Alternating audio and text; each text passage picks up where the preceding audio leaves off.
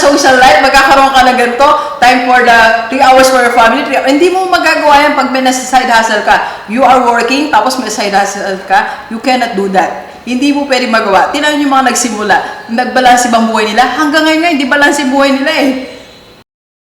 Tingnan yung nagsimula si Jack Ma, di ba? Nagsimula si Bill Gates, nagsimula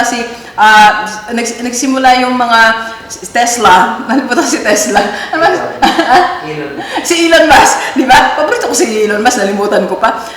Ilang oras sila na di ba si Grant Cardone nga ilang oras sila nagwo-work? 14 hours a day. Walang balance kapatid. For 3 years, you cannot balance it. Alright? Walang ganun. So, ang gawin mo ngayon for the first 3 years, work harder.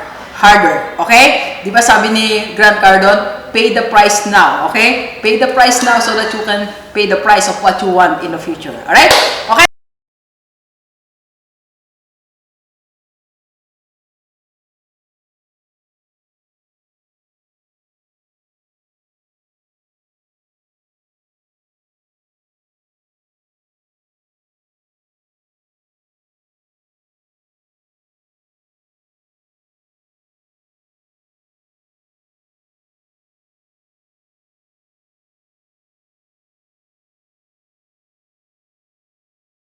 Positive Day Geniverse, this is Dr. Gigi Disunga from Rockstar Holding Corporation. Magandang hapon sa lahat ng mga Geniverse natin. And sa first time po tayo panood sa YouTube channel, thank you very much. Please subscribe, click mo na po yan, Doc Gigi Disunga. Sa lahat ng gusto magpa-coach kay Doc, pwede na tayo face-to-face. Meron tayong schedule this week. And seminar, pwede na rin tayo face-to-face. Yan, PM ko lang kayo sa personal FB ko, nandiyan lang po sa paligid. Okay? At ngayon, nandito tayo sa business center ng Rockstar Beauty, ng Reveal. So, malapit na. So, yung mga nag-aabang, kailan natin ilo-launch, ilang tulog na lang po, okay? And, yan, so pag-usapan natin ngayon, para excited si Rockstar. Excited po ako kasi episode 4 na tayo ng season 2 sa mga gusto magkaroon ng dagdag kita. So ngayon pag-usapan natin mga kapatid, kung nag-start ka na, napanood mo yung episode 1, 2, and 3 ko, so mag-comment ka sa baba, sabi mo, Doc, napanood ko na. So ito na yung ginagawa ko, right? So ngayon pag-usapan naman natin, ano yung mga problema na kakaharapin mo at mga solusyon. Alright? So alam niyo, pag nagvo-vlog ako, hindi ko kayo niwanan na ito yung problema.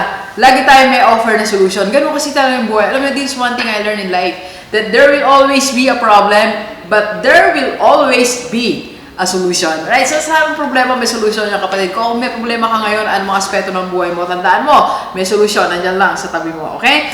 Alright, so ngayon, ito na pag-usapan na natin. Ang problema na kinakatahak mo. This is not to discourage you. Rather, this is to encourage you because this is a new venture at meron tayong katapat na solution. Number 1, problem na kinakarap mo sa lahat ng mga gusto magkaroon ng dagdag kita is you are alone. Mag-isa ka kapatid. Mula nung dinesisyonan mo na magkaroon ka ng dagdag kita, sideline, side hustle, napansin mo ba? You are alone, di ba? Ikaw nga lang wala kang kausap. Yung mga office mate mo, nag-decision ba? Hindi, di ba? Yung mga kapamilya mo, nag-decision? Hindi. Yung mga kaibigan mo, nag-decision? Hindi. Ikaw lang ang nag-decision, okay? Na kailangan mo magkaroon ng dagdag kita. So, dahil mag-isa ka, ang problema mo ngayon na kinakaharap, ikaw lahat. Mula doon sa pagpipicture sa produkto mo, pagpo-post, ikaw lahat, di ba? Mula doon sa pagsagot sa 10 tanong ng yung client na hindi naman bumili. 10 talaga daw kasi hindi bumili. Yes, marami ganon. Pagsagot dyan, ikaw lahat. Mula doon sa minsan pag-order pa, luluwas ka pa, di ba? O kaya, good ngayon, meron na mga, di ba? Padala lang, pero pagbibilang, inventory, lahat. You are alone in doing your side hustle. Alright? Dapat alam mo yan, malinaw sa'yo. So, ano solution natin, Doc? Ito solution natin sa problema mo na yan. If you can find a system that can semi-automate everything, you do it. For example, meron mga simple tayong ginagawa sa posting, di ba? Nakapag-post ka na sa IG, kasama na si FB. May ganun, di ba? Ayun lang kasing kaya ng technology ko eh. Hindi mo kasi ginagawa na ng team ko. Pero madami, di ba? Madaming ways on how to automate many things in your side hustle. Start learning that, alright? And second, ito po na dapat nating gawin.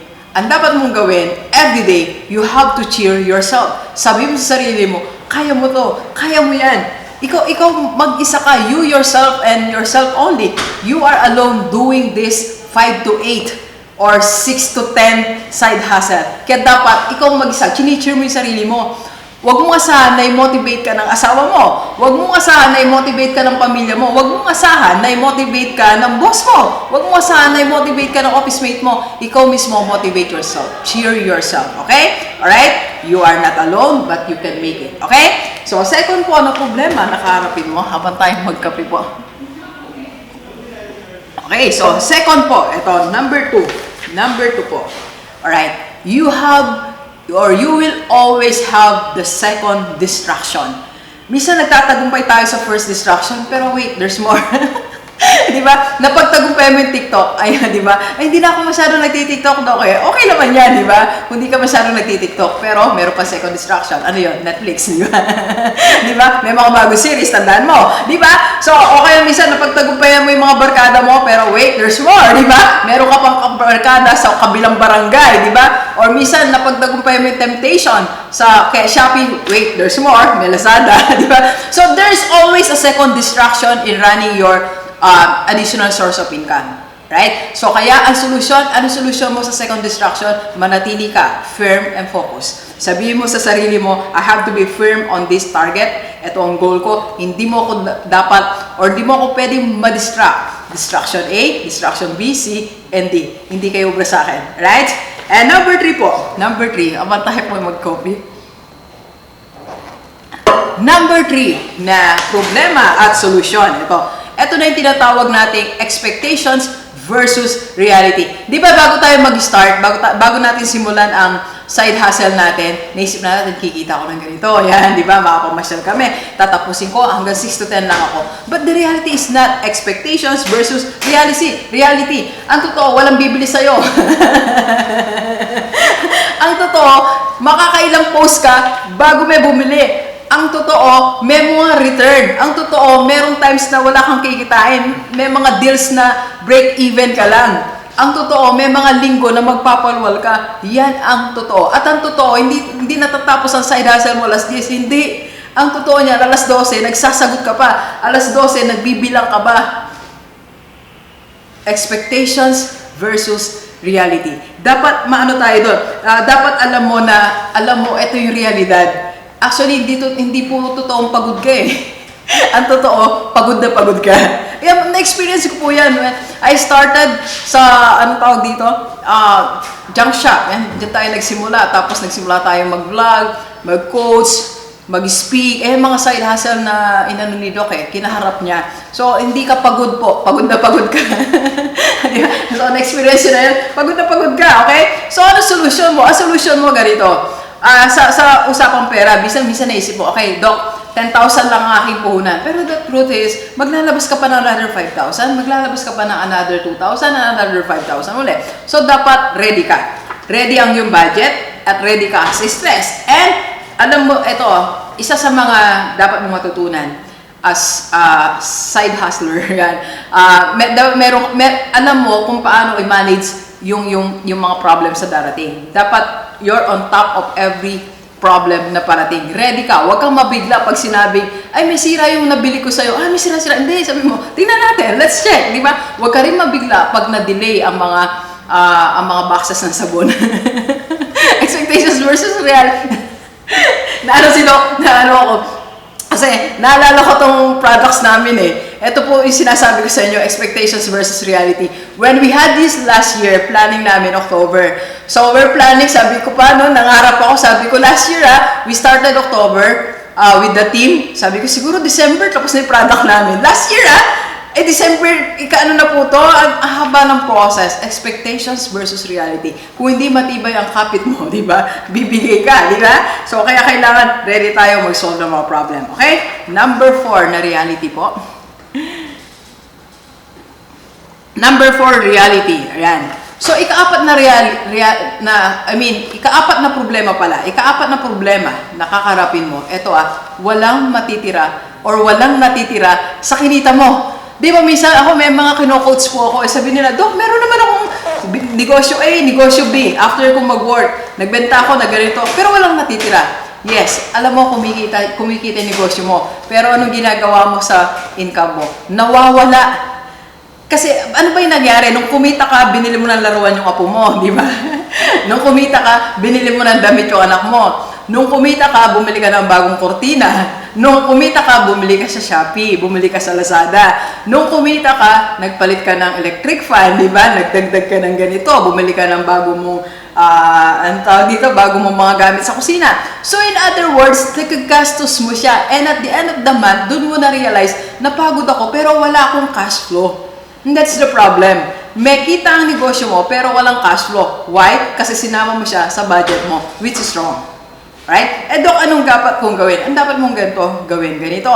Ito na, yung, I don't know kung nasa episode 3 to, dapat yung 20% ilagay mo, doon, i-position mo siya, dapat sa kumikita siya.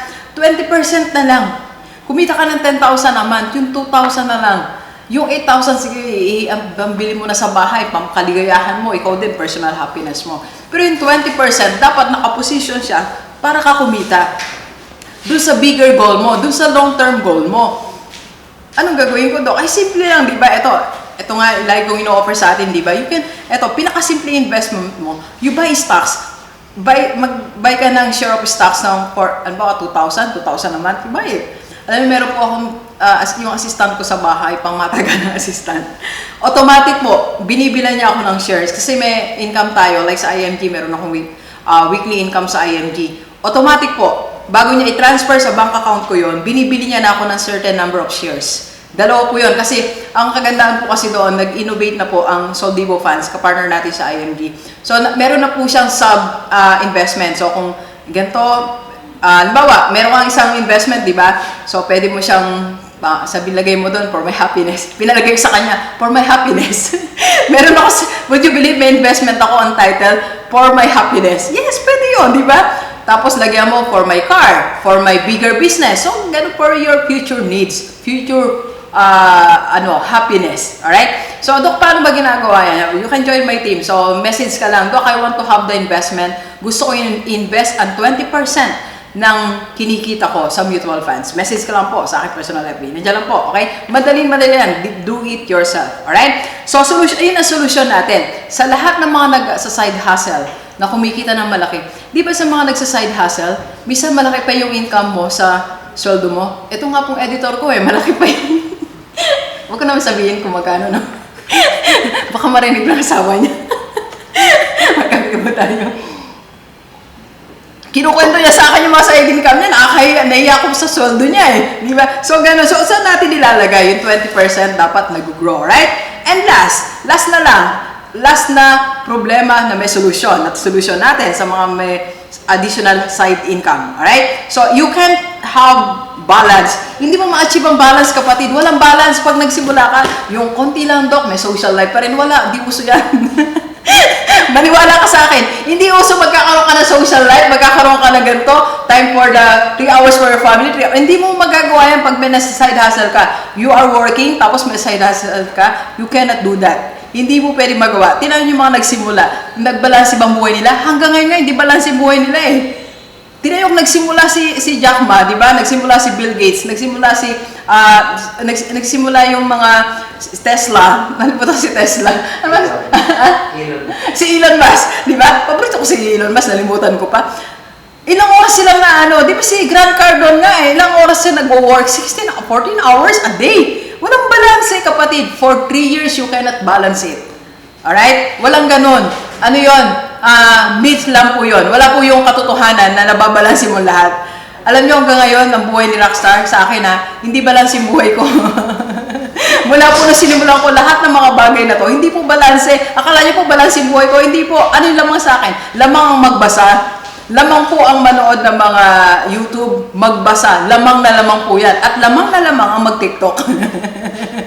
Lamang na lamang po ako sa social media. Yan po ang katotohanan ng buhay. Walang balanse. Kung saan mo ginagawa, yun ang talaga magkakaroon ng maraming oras. Okay? Alright? So, kaya anong gagawin mo? Para magkaroon ng balance, magbabalanse din yan sa tamang panahon. So, ang gawin mo ngayon for the first 3 years, work harder. Okay? Di ba sabi ni Grant Cardone, pay the price now, okay? Pay the price now so that you can pay the price of what you want in the future. Alright? Okay? Maraming salamat. And please share this video sa lahat ng maibigan natin, kahit OFW o dito sa Pilipinas, para sama-sama tayo mabagot mula nating buhay. Thank you very much, Believers. Enjoy the rest of the day. And join ka na po, ha? Message mo ako para makapag-share ka sa mutual fans sa IMG. Let's go! Let's go! Let's go!